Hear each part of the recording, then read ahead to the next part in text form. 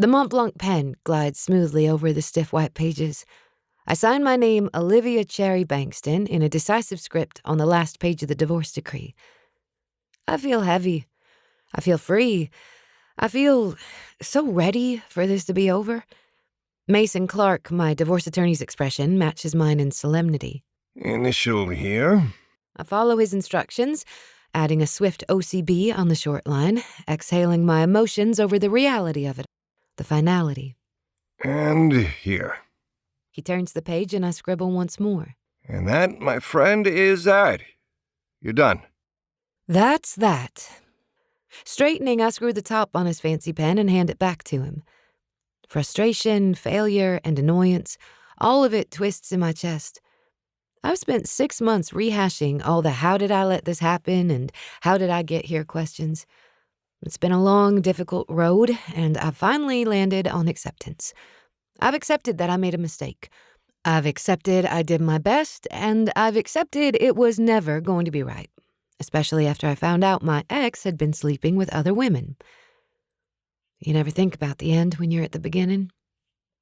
My voice is quiet, and my memory trips back to the day 4 years ago when I married Warner Oberon III. It was an unusually hot day in October, and we stood in front of a massive gathering of mostly his friends and family at his parents' estate in Mountain Brook. I wore white lace. He wore a powder blue suit.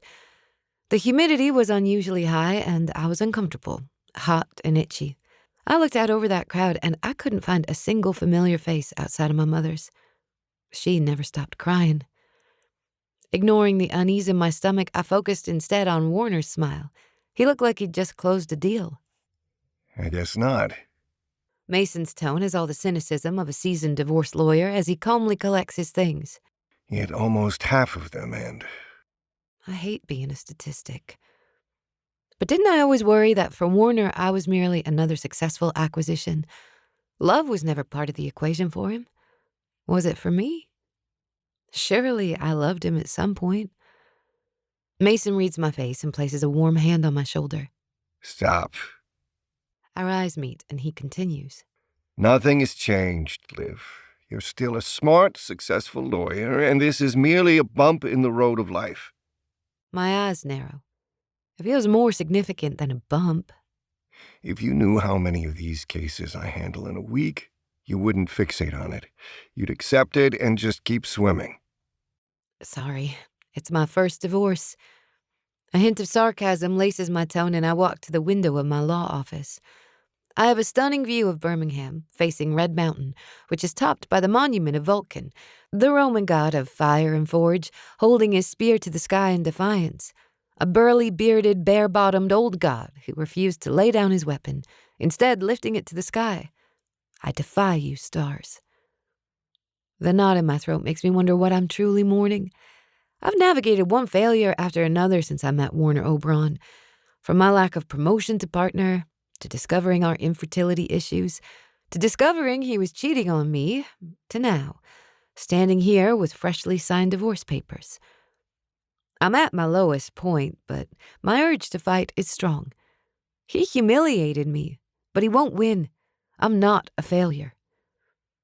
Blinking down, I quickly swipe a hot tear off my cheek. Mason lifts his deep brown leather messenger bag onto his shoulder. It's an adjustment, but I think you'll realize once the dust settles, you made the right decision. I almost laugh. I made the decision only after I found out what he'd been doing. Warner Oberon is not a loss for someone like you. Mason continues. You'll bounce back. Hell, I bet there are eligible men all over town marking their calendars for an appropriate time to give you a call. You're sweet. My insides are heavy. You'll see that he signs those? Yep, I'll take care of it. He starts for the door. I'll get his signature and file this with the judge. You've been separated for 6 months, so it won't be an issue. Take care of your mother, enjoy your friend's wedding, and when you get back, you'll be ready for a fresh start. Thanks, Mason. I go to where he stands at the door, extending my hand. You're a good friend. And you're a smart, capable woman. You're a survivor. Don't let anyone tell you any different. Right. I nod, exhaling a laugh.